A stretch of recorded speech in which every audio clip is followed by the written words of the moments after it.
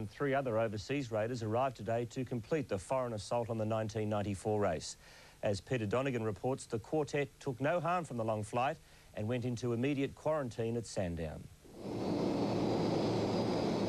Shortly after 9 this morning, at the end of a 28-hour trip, the next overseas bid to pilfer the Melbourne Cup was underway. And it was a familiar feeling for one of the arrivals. 1993 winner Vintage Crop was the centre of attention, and he walked onto Australian soil looking remarkably fresh following the arduous journey. His stablemate Clivedon Gail and the 2 other British gallopers, Quick Ransom and My Patriarch, were quickly loaded onto a float for the trip to Sandown Racecourse, where they'll spend the next 2 weeks in quarantine.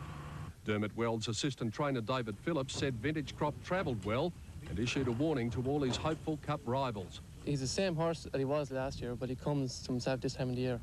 He seems to be at his best this time of the year. The fact that he had the experience of travelling over here last year, is that going to make him settle in maybe a little bit quicker? I think it will help him a lot this year now. He seems to have grown up, matured and settled into everything better.